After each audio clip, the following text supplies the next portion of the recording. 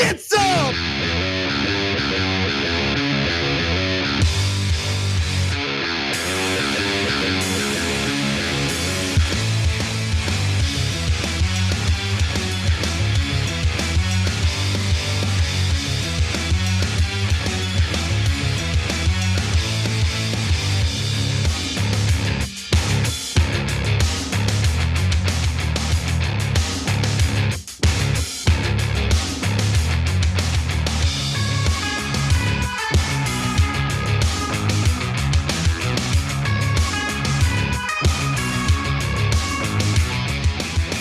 Drop it like it's a weather balloon.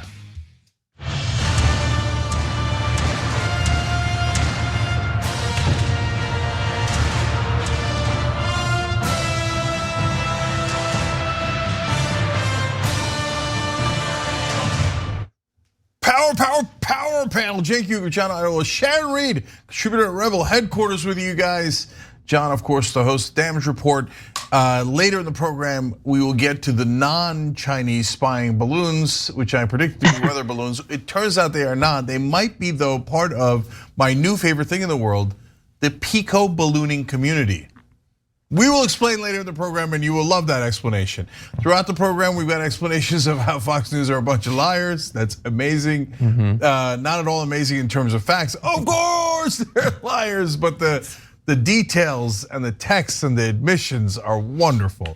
So that's coming up in a little bit. So we got an amazing show for you guys, but unfortunately, we start with yet another tragedy. Yes. John. We awake to find out that we are in fact still in America. It is still 2023, and so news like this occurs on a regular basis. A Shreveport, Louisiana police officer was arrested earlier this week on a charge of negligent homicide in a fatal shooting that occurred earlier this month in which Alonzo Bagley, an unarmed black man, was shot and killed. Now, since then, multiple police officer body cams have been released, and we are going to show some of the footage. Obviously, bear in mind, this is content that is quite difficult to watch as we proceed.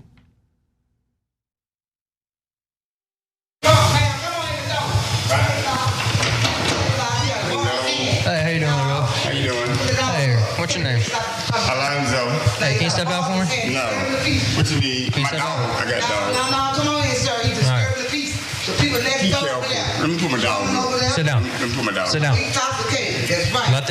Let her. Hey, come here. The dog up. Come here. Put my dog up. She can put the dog up. That's right. He disturbing the peace. They got weed back there. He's clowning. The woman next door with him. She's already. I'm about to give you quick. Don't make me keep it over. He locked the door and stuff. There you go. Hey, hey.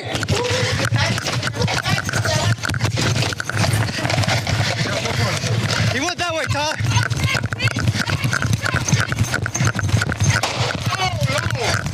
Oh, gosh. You shot me. Oh, no. Dispatch, send EMS right now. Shots fired. Shots fired. No. No, sir. Sir. Hey, hey, hey. No. No. Tyler. No. Tyler, you're good.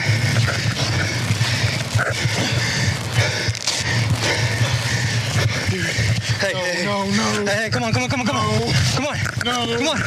Come on. Oh, no. Come on. Man. No. No. Come on. No, man. As I said, very difficult to watch. You saw there police responding to a disturbance. In the video, Alonzo Bagley decides to run, which for reasons I'll never understand is the most dangerous thing that you can do in America, is make the cops chase you. And within maybe 30 seconds at the beginning of that chase, a fatal shot was fired. Now, Officer Alexander Tyler has only been a member of the police force since May of 2021. Made his initial appearance in court, and the footage was analyzed.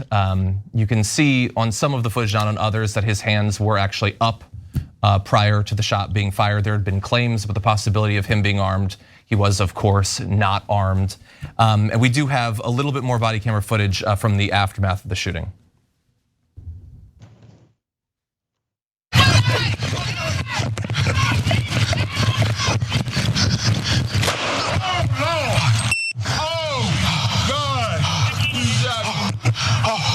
No. Dispatch, send EMS right now. Shut fire, shut fire.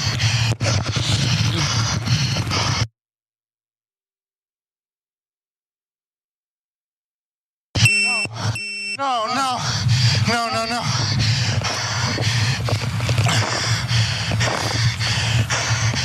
Dude, no, no, no.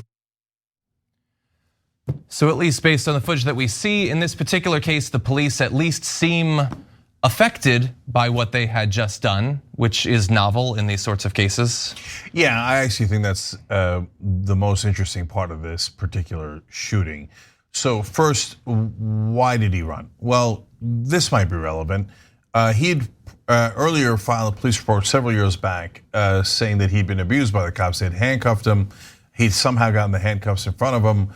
The cops say we were having trouble getting him out of the car, and he says no, they just didn't like that he twisted his hands around and punched him in the face several times, broke his eye socket, and knocked out his teeth. So now media reports say that it is not clear how that was adjudicated, so we don't know if that was who was telling the truth about that. But the possibility exists that the last time he had been handcuffed by the police, he was severely abused. So you can see why he might not want to get handcuffed by the police if that's an interaction he has already had. Just to give you guys context, because if you're an accountant and you've never run from the cops, you might be confused as to why people run from the cops. Well, that's sometimes because when you don't run from the cops, they kick the living crap out of you. And when you do run from the cops, sometimes they kill you.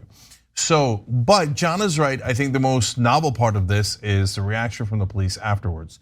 If you watch the whole 2-minute tape, the guy who shot him and the guy giving him CPR are both shaken, and the guy who shot him is distraught, okay?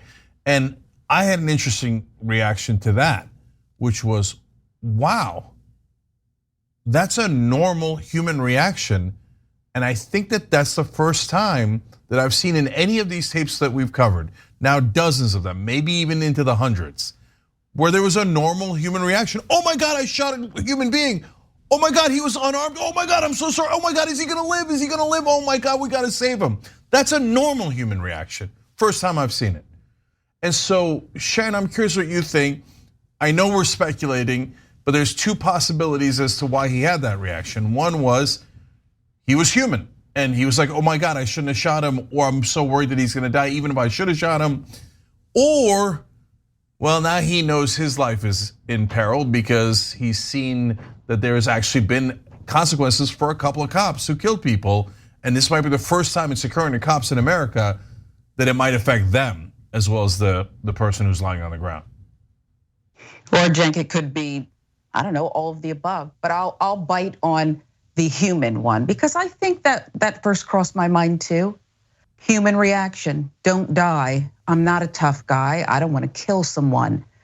But the other normal reaction for police officers is to lie after the fact. You're not so affected that you don't lie and say the suspect's coming towards you. I couldn't see the suspect's hands. So I think that there are some things here that are different.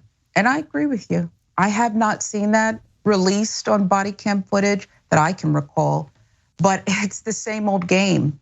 And I don't know that we can continue, we as Black people, to have the talk with our kids and say, comply, don't run, because I don't think it works out either way. I am an educated Black woman, and when I see flashing lights behind me, I'm in fear. I'm in legitimate fear. And I think that everything we see, including the trauma of releasing, or in the case of Memphis and Tyree Nichols, leading up with a drum roll and a band to show what effectively were his final moments over and over again, and then looping it like wallpaper, as many in the cable news industry did. This is our trauma that we see. So I don't really, it's hard for me to say, oh, so human, but I'll bite on, I guess, an aspect of it. Yeah, and maybe after the shooting, we can identify that as somewhat reminiscent of what a regular human would do, but let's not miss the fact that everything prior to that, I would like to think, is not what most normal humans would have done. That's not how most normal humans would have responded. And pretty much everybody involved in this case is trying to understand why you would react in the way that he did in the moment. Xavier Suds, his brother, says that's just from not understanding why did a domestic call turn deadly. I think at this point the only thing I'm wondering is just the procedure. Why did it happen like it happened? And one of the family attorneys for the Bagleys say, a short flight takes place, but flight is not a death sentence. Flight does not mean shoot to kill. Flight does not mean judge, jury, and executioner, and that's what happened here. And yeah, we're lefties or whatever. We try to have empathy. We try to put ourselves in other people's positions, but I can't make heads or tails of it. Like I try to imagine, maybe he's terrified. He goes into the apartment. He tells the guy not to leave. The guy starts to go into another room. Maybe he thinks, well, what if he's going to get a weapon? Now, of course, even that is going to be massively affected by internalized racism, because I have a feeling that if he was busting into my apartment and I briefly ducked into a room, he wouldn't be nearly as afraid of what I might be bringing out of it. But then once the guy is running, he's just running. That's what he's doing. What is the worst case scenario there?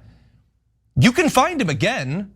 The woman that is still there, she's not running. She seems to know who he is. I feel like he can be tracked down again. I feel like the worst case scenario, if he gets away, is not that bad. I feel like the outcome that you ensure by pulling the trigger is 1,000 times worse. And yet very often, they seem so put out, so inconvenienced by the idea that they might have to run after someone or then maybe track them down afterward, that they're willing to immediately escalate it to the absolute highest level.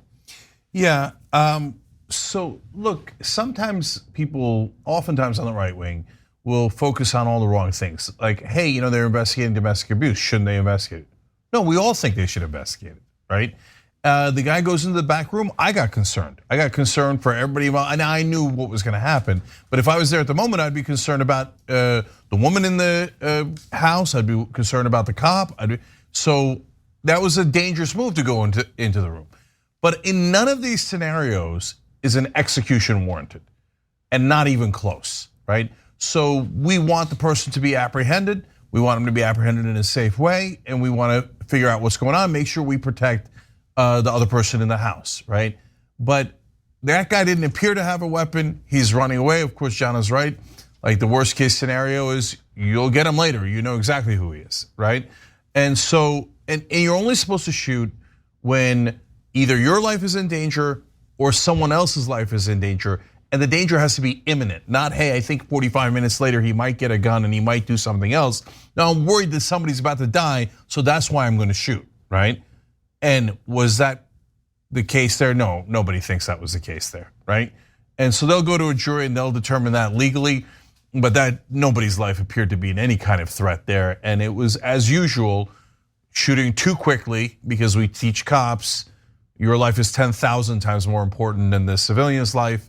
But I want to end on, from my perspective, on one more thing. Going back to what was why did he react that way? I don't know. I can't read his mind. And as we've all speculated here, he might have had a genuine human moment where he's like, I can't believe I shot him and I hope he doesn't die, right? My fellow human being doesn't die.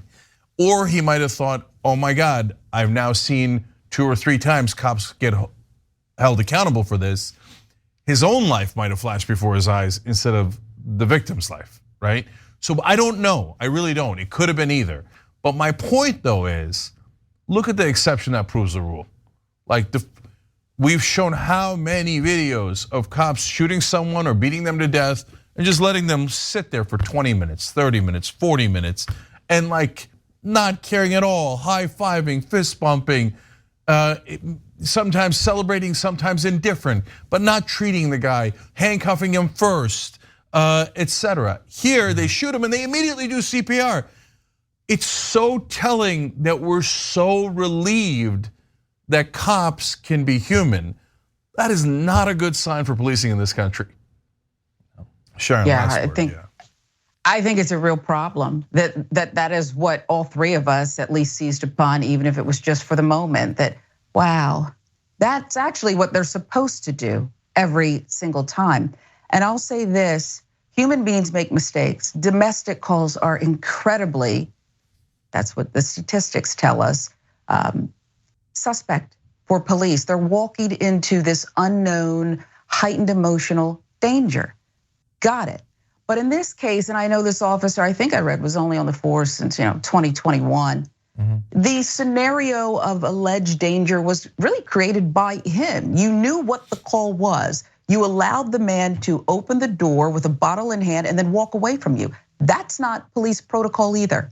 It's not, okay? That's not what they're trained to do as they assess a situation. So the whole thing is just both our perspective of it, that we're so stunned and captivated by this human moment.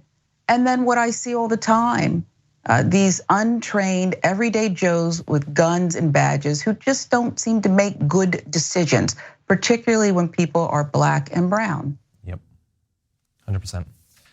Yeah, chasing after someone with a gun in your hand. I don't know, maybe that is the procedure. If it is, it definitely should not be. It doesn't seem to have worked out for him. Okay, by the way, bond is set at $25,000 for Officer Tyler. Next court date is April 3rd. Add this to the list of these sorts of cases that we're gonna continue to track. With that said, we're gonna take a short break. When we come back, we got a lot more to talk about.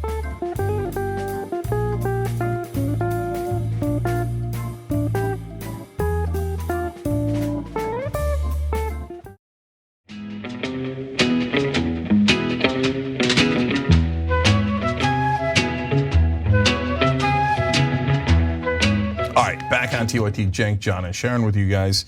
And also Comrade Dragon, he just joined. So welcome. Hit the join button below, become an American hero, just like Comrade Dragon just did. We appreciate it, guys. We do this show with you guys and you allow us to do honest reporting. TYT.com/join. John. Okay, let's jump into something fun. We'll see. Text messages that have been revealed thanks to court filings from Dominion's lawsuit against Fox News have revealed that Tucker Carlson, you see him over there, he is possibly the most prominent right-wing demagogue in the country, does not in fact have nearly as favorable a view of Donald Trump as he pretends to for the purposes of deluding his audience. We're gonna get into many of these different messages. The ones in question here are between Tucker Carlson and his producer, Alex Pfeiffer.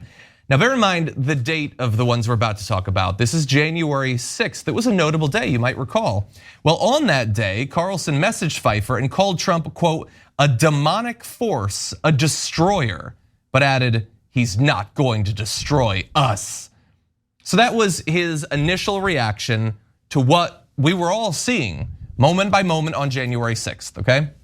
We mostly as a nation agreed on that day that this is horrendous, that some sort of fundamental line has been crossed. Within 24 to 48 hours, most of the Fox hosts had realized, no, the audience actually loves it, so we have to pretend that it was fine. But take a look at this direct view into what he was thinking at the moment. Tucker Carlson, who has spent the 2 years since January 6th pretending that it was no big deal, it certainly wasn't anything dangerous or fascistic or white supremacist or anything like that, in the moment saw the guy who led it as a demonic force and has lied about that ever since. Well, you can go back further than that. It wasn't just January 6th that shook Tucker Carlson's view of Donald Trump. In the wake of the 2020 election, where obviously Donald Trump was and continues to lie about the result of it, pretending that it had been stolen. In the wake of it, Tucker Carlson didn't necessarily agree. He seemed to understand both that the election had been won by Joe Biden, but that Fox News viewers were not going to like that. They found that to be very inconvenient, even down to the level of freaking out, as you might recall, over Fox News's correct, accurate call of Arizona going to Joe Biden. So in response to some of the crazy things that Donald Trump was saying, as well as the strike back from the audience, Tucker Carlson messaged Pfeiffer on November 5th, so it's just a couple days after the election. We worked really hard to build up what we have here. Those effers, I guess, are destroying our credibility. It enrages me. Many on, quote, our side, and that's his quotes that he put on there, are being reckless demagogues right now, and that's my job. I added that bit. In any event, he says, we're not going to follow them, and said that Trump is good at destroying things. He's the undisputed world champion of that. He could easily destroy us if we play it wrong.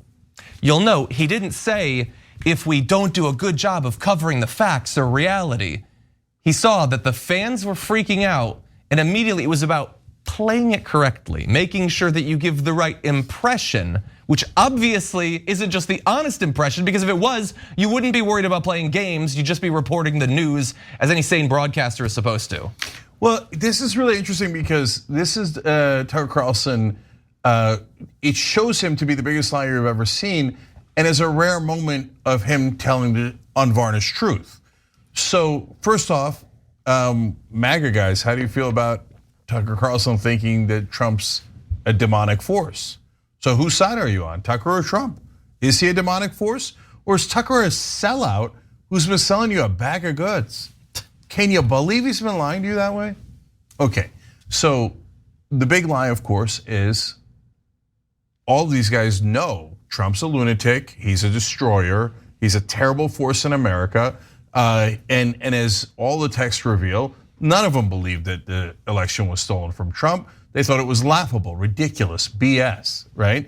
And meanwhile, every night they go out there and they're like, oh my God, this would be the election stolen? I can't believe it, it's terrible. Can you believe what they did to poor Trump?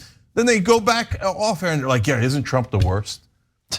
So now you know, Look, guys, they're lying to you because they think you want those lies. And there's a lot of truth to that if you're in the right wing, right?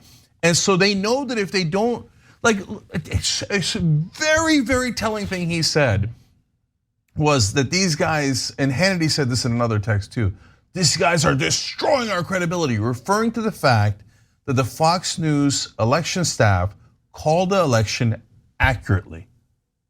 Isn't that amazing? They think their credibility is not being truth tellers, not giving you the actual news. Their credibility is with the right-wing audience. And if you don't lie to them, you'll lose credibility. I can't believe we got Arizona right, they're saying. I can't believe we said things that were true about the election. Now we'll have no credibility left with the right wing. It's actually, and remember, they're not wrong. When they were honest for a second, everybody went to Newsmax and OAN. Yep. And that's what led to this panic. And you see it in all the texts. Even Rupert Murdoch, the owner of the station's like, basically this is an existential moment. We might lose everyone if we make the mistake of telling something that is true. That's amazing. Look, we all know they're liars, right? I mean, the mainstream media, we'll get to this later in the show, is like, oh, turns out Fox News is doing propaganda. Did you guys know that? Yeah, of course, yes, we all knew that. But how crystal clear it is to them internally is kind of amazing. Now the part that's true.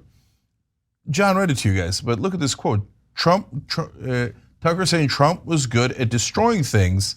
He's the undisputed world champion of that. He could easily destroy us if we play it wrong. That is totally true. There's nothing that Donald Trump is better at than destroying things. And if he turned on them with full rage, thermonuclear rage, he could have driven all of their audience out, and they know it. So that's part of the reason they lie to you about Trump, because they know that if they ever told the truth about him, he would rage against them and destroy them, and he would win. They know that he is stronger than they are. That is also very, very telling. I've got more on the potential of a Manchurian candidate that Trump is, but Sharon.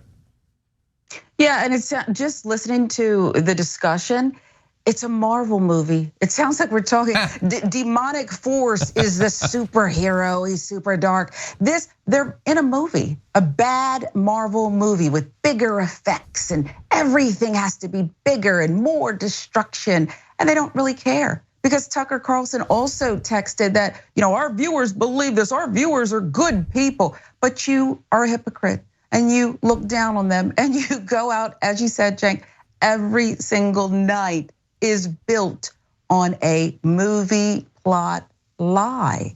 Yep. A lie that these people, they'll act on it.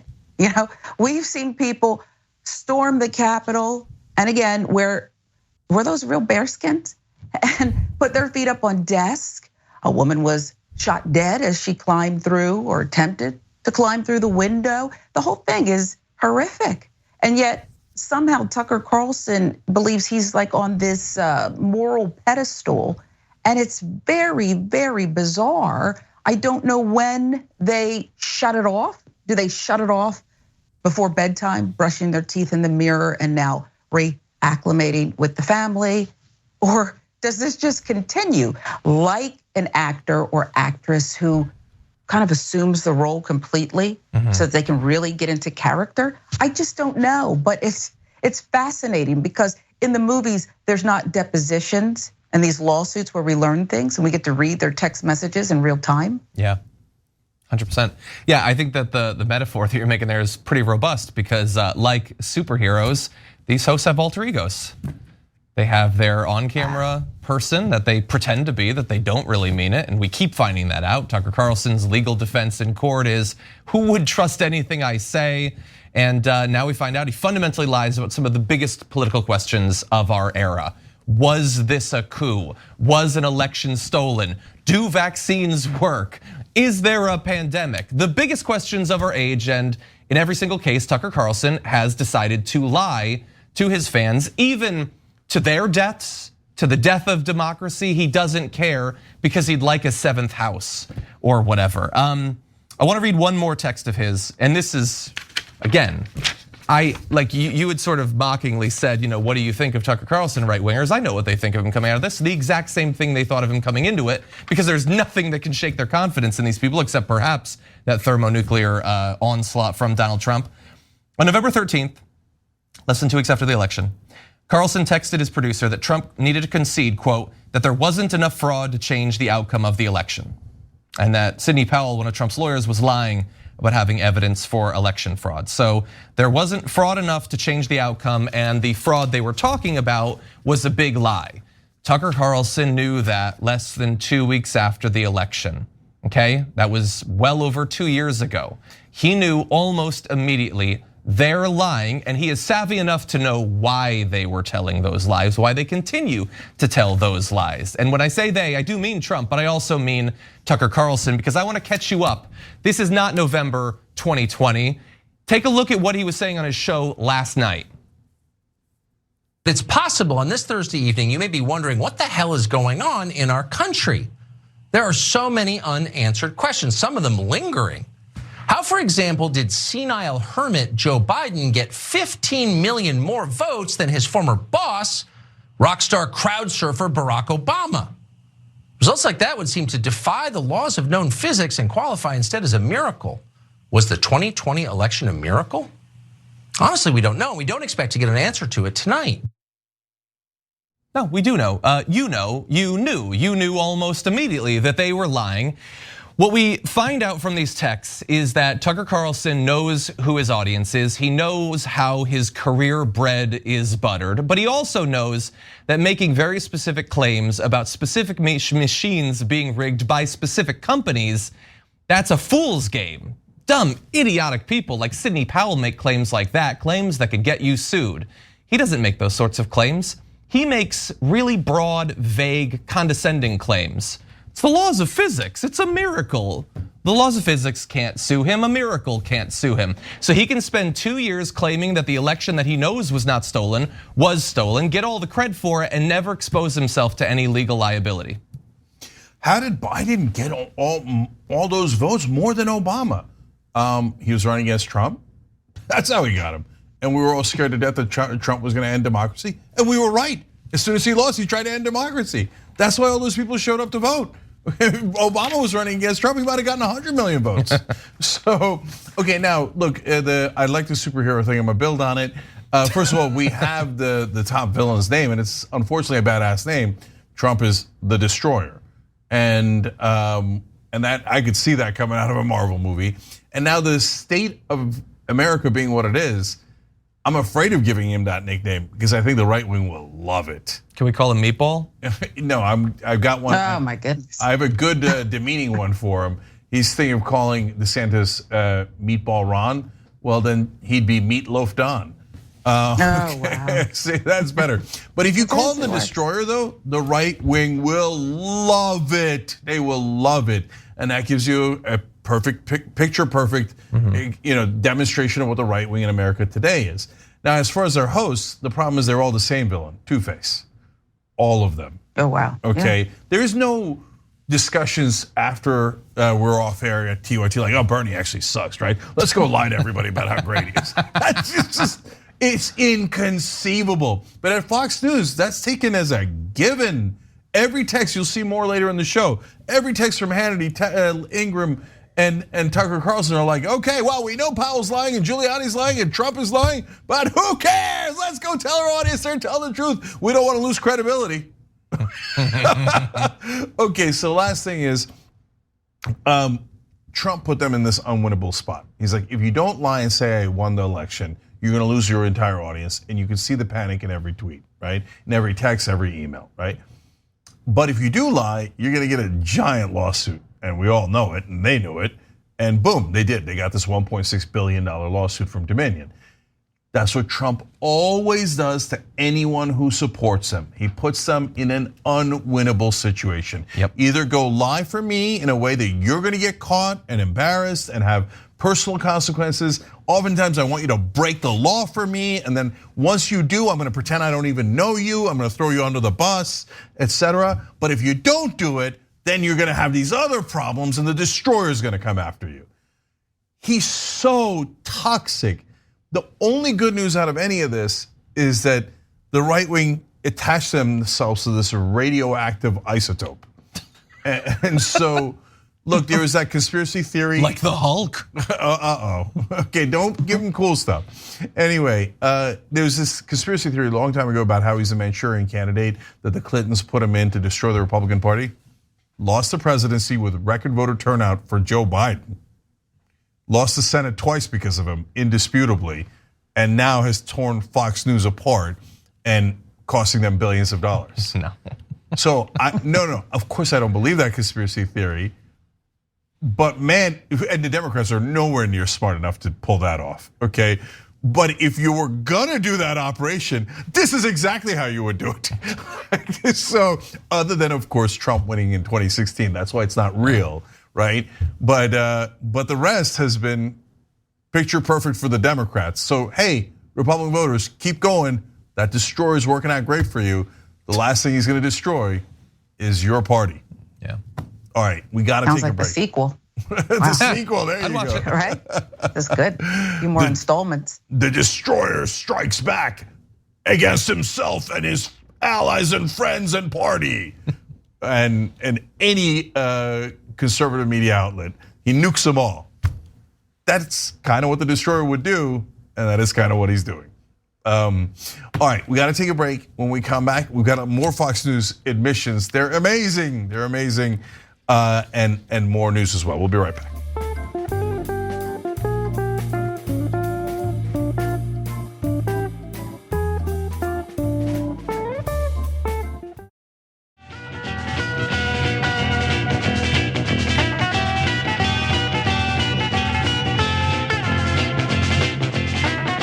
All right, back on TYT, Cenk, John, and Sharon with you guys. John's got more news. I do, and this is actually gonna be pretty fun too.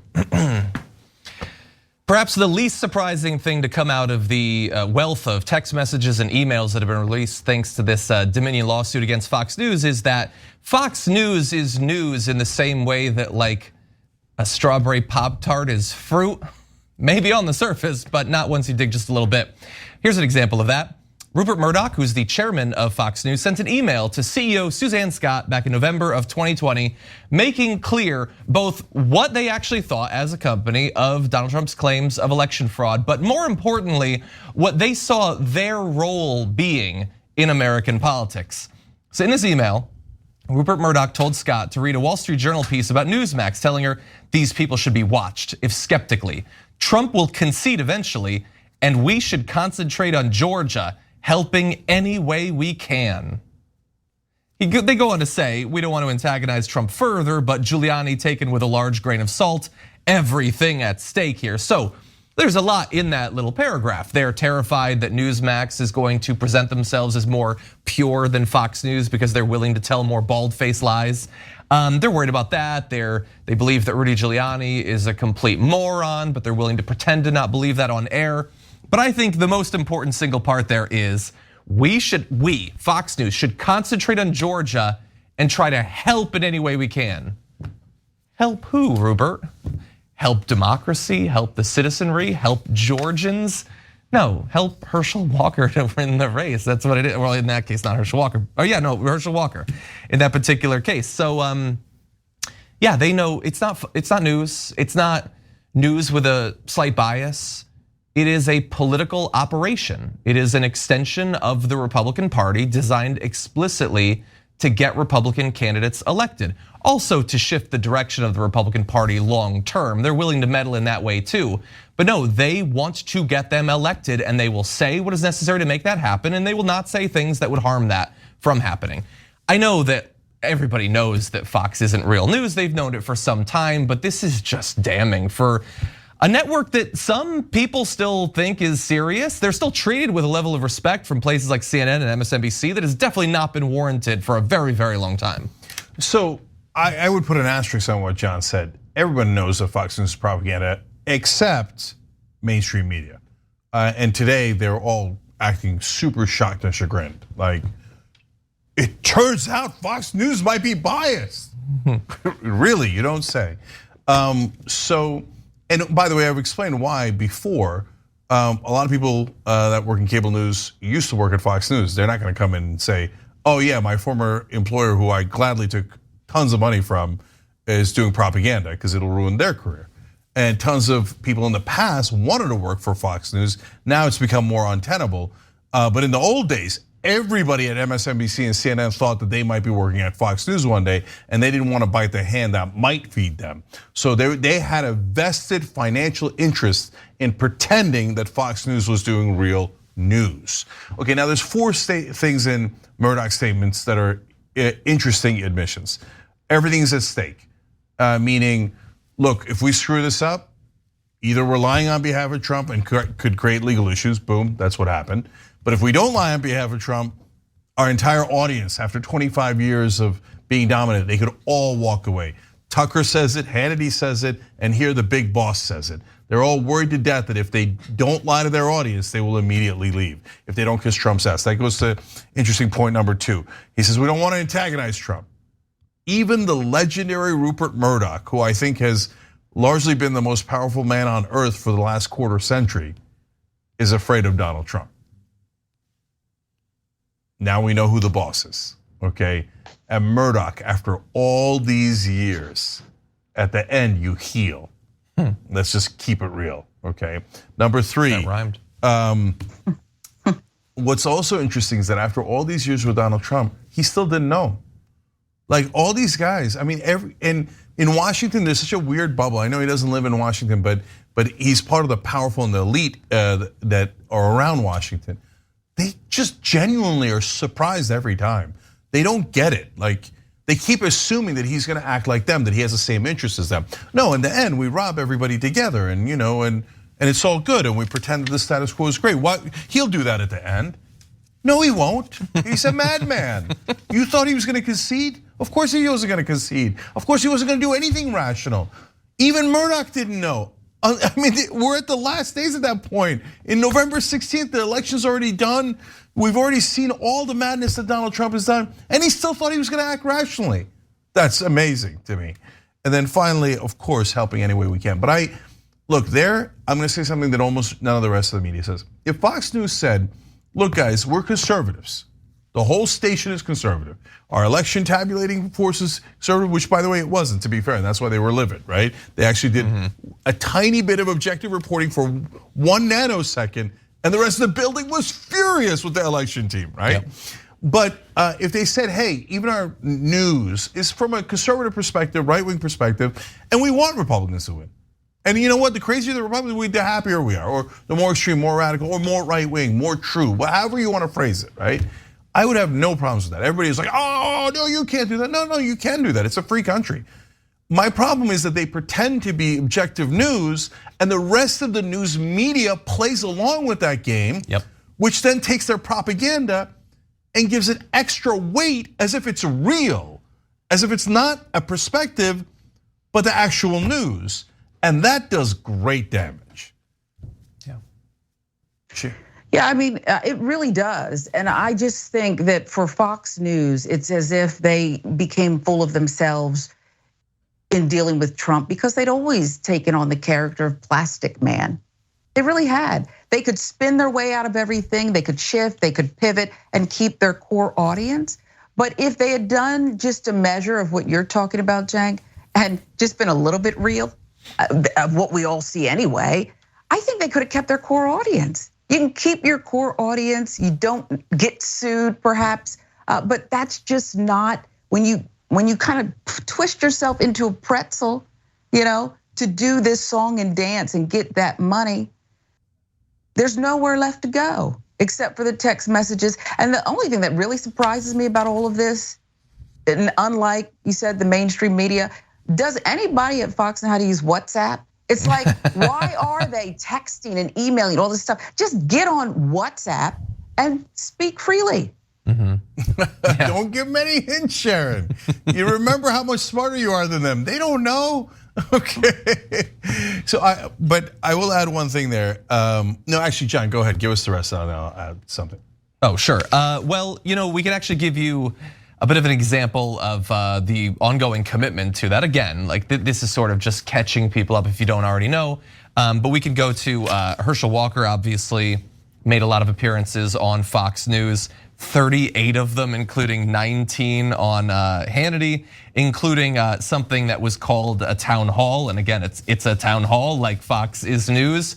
Technically, Herschel Walker was there. His face was on the screen and his body was mostly upright. He was usually sandwiched between two people who were there to deliver the actual message. They were doing everything they could as a network to just carry him across the finish line. And thankfully in this case, it wasn't enough, but that's what it is. I do want to give an example though of what Cenk was talking about.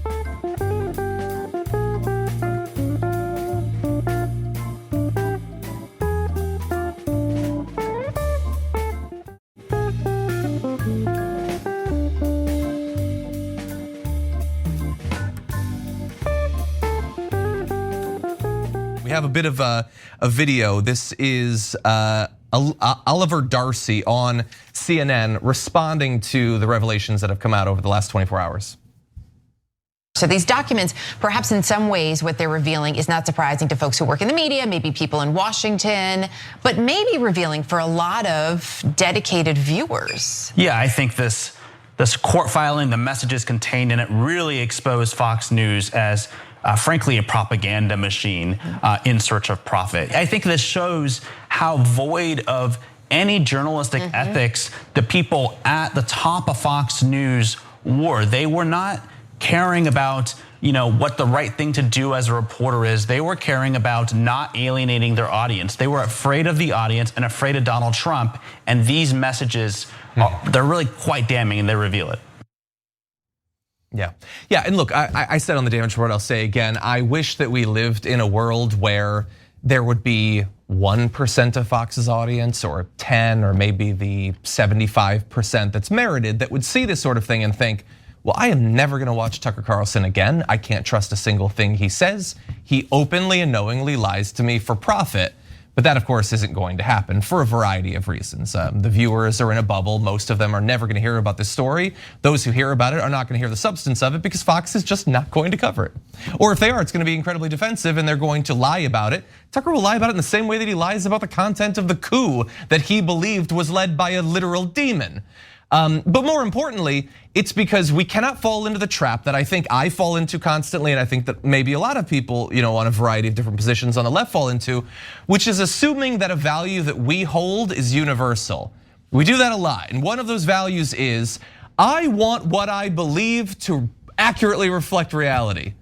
That's not a universal value, literally at all. There's a lot of other reasons to want to be told a thing besides just that it's true. They listen to Tucker Carlson not because he speaks the truth or they honestly think that it's true. They do it because it's really nice. It is the rhetorical equivalent of your mom softly stroking your head when you were a child. They just want to feel better. They want to feel comfortable. They want to feel superior. They want to feel moral.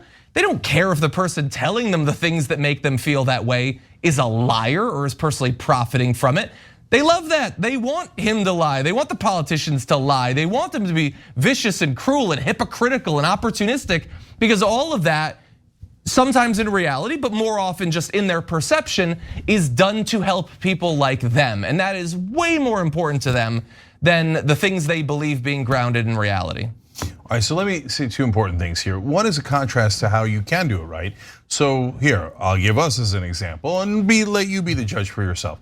So we had a similar situation with Bernie in the primaries in 2016. So we told you guys, hey, listen, the Democrats only did 6 debates when the Republicans did like nearly 30. They're obviously limiting the debates so that Hillary Clinton, who's the favorite, will have an advantage and Bernie Sanders won't have much oxygen, right? That won't get as much media coverage. They put them on the nights that football was on. They try to minimize the number of people watching those debates as much as possible. They then did what is in effect money laundering through the DNC, where Hillary Clinton's donors would get the money back to Hillary in other ways. I mean, it's just outrageous. But when people said, no, they fixed the votes themselves and Bernie was cheated and the votes were rigged, we said on this network, no, we don't see persuasive evidence of that. Now, you think our side was happy about that? No, there was a lot of people who were mad about that. And they're like, no, I want you to say it's true. And other people who would willingly tell that lie. Yeah, and tons of other people were okay with that. We were not okay with it because it wasn't true. So you actually can do the right thing, even if it pisses off your audience. I know that for not just for right-wing news, but for a lot of mainstream media, that seems inconceivable. Like, but what if we tell the truth about Buttigieg? Then all the elites who love him so much will be mad at us. No, let's pretend that he just can't possibly regulate, even though he's the regulator in charge of transportation, right? And so we don't do sweet little lies here. And in fact, they would never, like, is Newsmax gonna call out, is Daily Wire and Ben Shapiro and Crowder gonna call out Fox News? They're not gonna call out Fox News because they did the same exact lies themselves, right? Whereas we looked at a politician on our side at the time, Tulsi Gabbard, and before anyone knew it, when we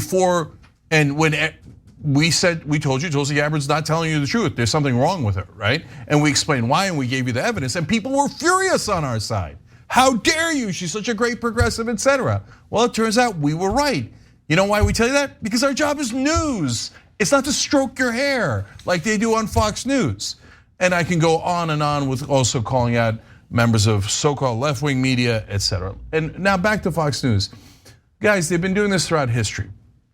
So the Murdoch quotes are, of course, about David Perdue and Kelly Loeffler back in 2020, but they did the same thing for Herschel Walker, as we showed you in 2022. Why? Because they wanted the Republicans to hold the Senate both times, and both times it went through Georgia because of the runoff system that they have. And it goes all the way back to Roger Ailes hiring George W. Bush's cousin to be their election tabulator back then. Back when Ailes was alive, they cheated all the way through and they did it more effectively. And when everybody was in a panic in the middle of the 2000 election, all the networks, and they had called it for Gore and then they took it back and they didn't know what to do, Ailes thought, this is an opportunity. So he's the guy who built Fox News and ran Fox News for a long time. And George Bush's cousin decided that George Bush had definitively won Florida.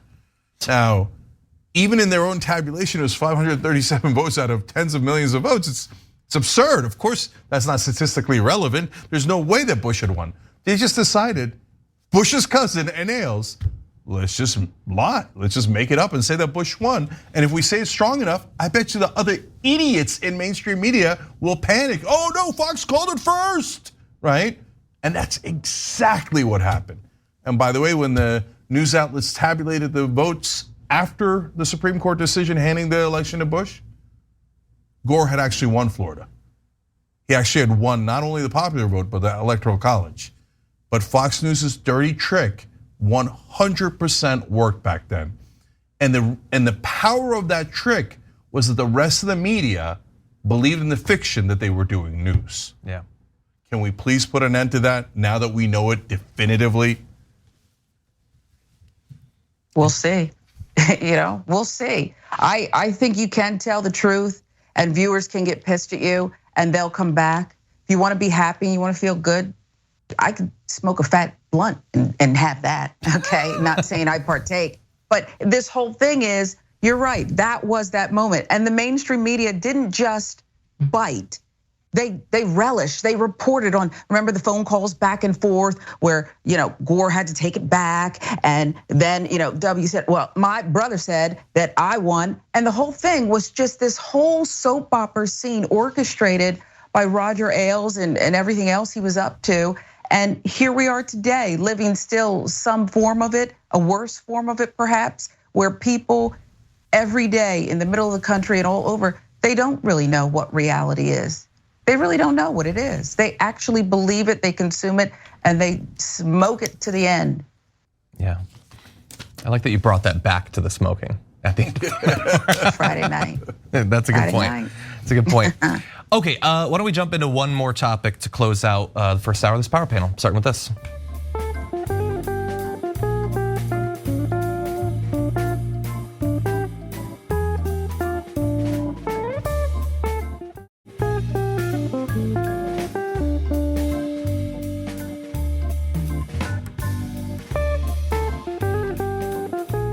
When the Democrats say they care about people, do they care about people when they keep increasing the debt we have? What are we up to, $27 trillion worth of debt? The debt, the debt, the debt. Whoa, boy, Republicans love talking about the debt. Sometimes. That's Senator Rick Scott, but you can insert almost any Republican politician or undead creature. They feel the same way. They love to talk about the debt to stop you from doing certain sorts of things. So if there's a proposal to continue the child tax credit, can't do that, you got a debt. Stimulus spending, can't do that, you got a debt. I mean, single payer healthcare, come on, we got a national debt and everything, we can't do that. Public free college, you can't do it.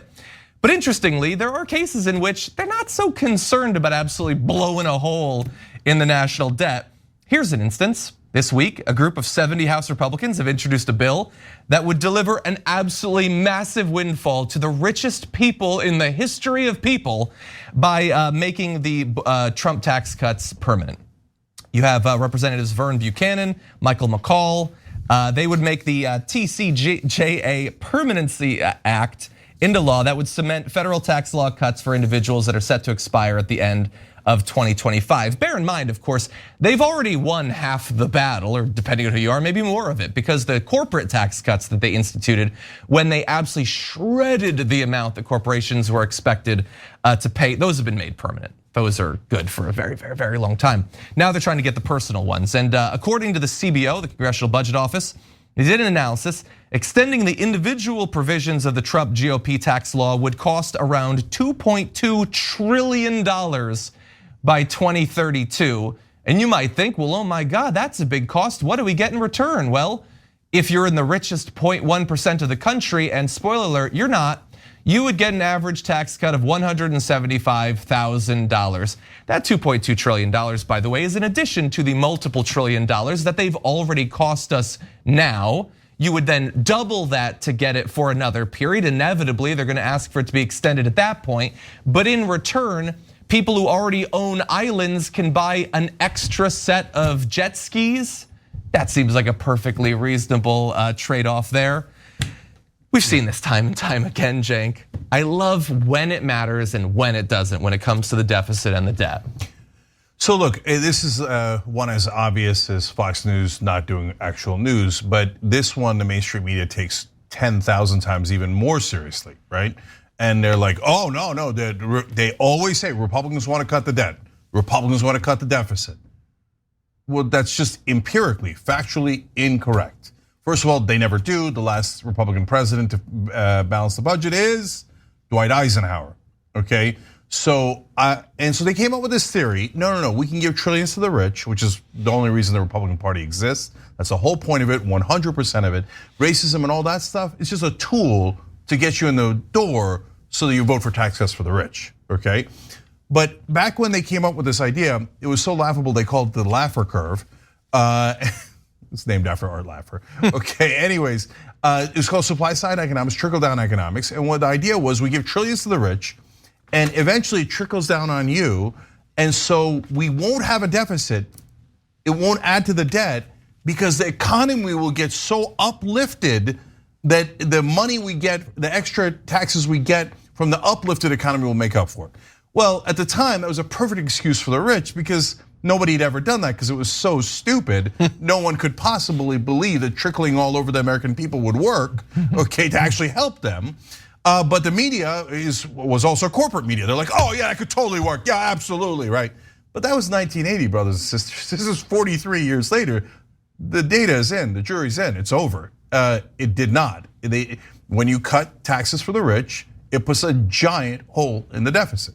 Well, hold on. You're only saying that because it didn't work when Reagan didn't, and it didn't work when Bush did, and it didn't work when Trump did it. That's the only reason you're saying that. In other words, it didn't work anytime anyone's ever done it, because it isn't the point. It's a fig leaf, guys. So like if they said to you, hey, we're gonna take $2 trillion out of your budget, but don't worry, it'll come back to you later after the rich spend a little bit of it. I mean, would you give them your money? Would you give them $2,000? Would you give them $200,000 and say, hey, don't worry, maybe it'll come back to you later? Of course not. Of course not. It was always a fig leaf. But now it's absolutely proven to be not true. So mainstream media should never, ever say that Republicans care about the debt or the deficit, because it's not true. You're doing marketing, false marketing on their behalf when you say it. Here they are today, saying, oh, we got to cut Social Security. Mike Pence today talking about privatizing Social Security, cutting Social Security and Medicare, brazenly saying it. Even the host was like, yeah, that's the third rail. You sure you want to say that, Mike? Right? And they proposed earlier this week cutting food stamps for the neediest Americans. They want to cut them by $84. So they don't have $84 for you, but they have $175,000 for the richest people in the country. It's a joke. It's only for the rich, as they say, oh no, I'm so concerned about the deficit and the debt. Cut everything. Make sure the poor don't get anything. Make sure the goddamn middle class don't get everything. The rich donors, though, we're gonna get you $175,000 a piece every year going forward. Every year they get an extra $175,000.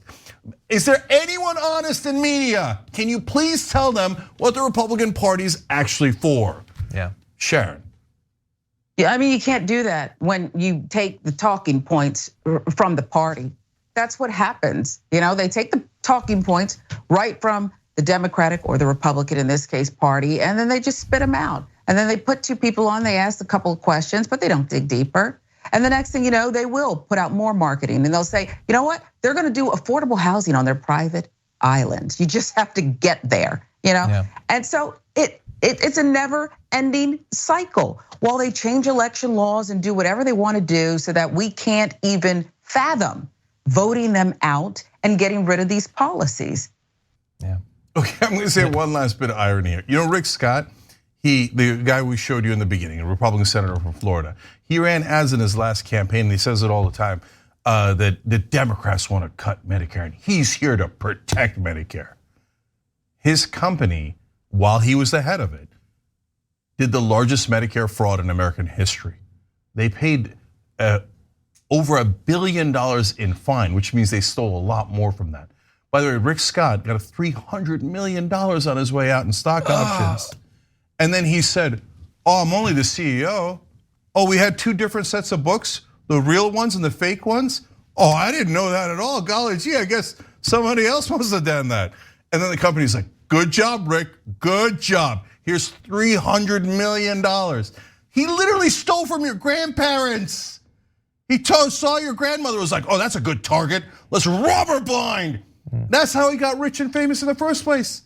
And yet the media tells you, oh no, Rick Scott says he cares about protecting Medicare. He stole from Medicare. His company stole billions from Medicare. Okay, guys, the Republicans are only in it for the rich. It's not just an opinion. It is empirical data that supports that opinion. Yet the media goes, I can't tell.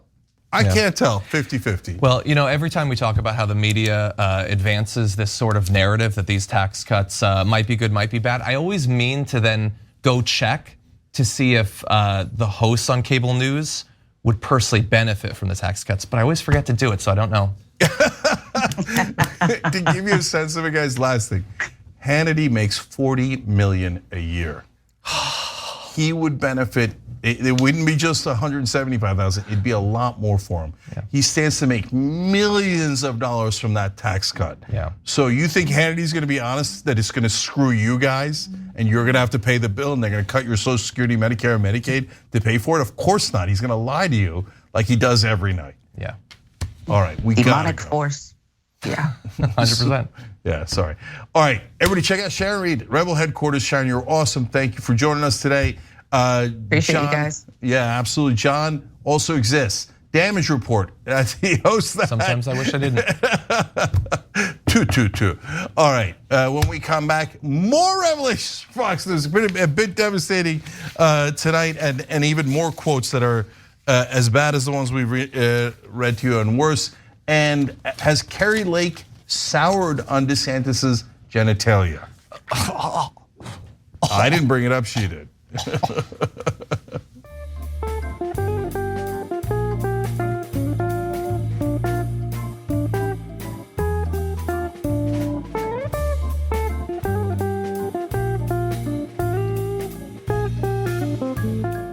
Thanks for listening to the full episode of The Young Turks. Support our work, listen ad-free, access members-only bonus content, and more by subscribing to Apple Podcasts at apple.co/TYT. I'm your host, Cenk Uygur, and I'll see you soon.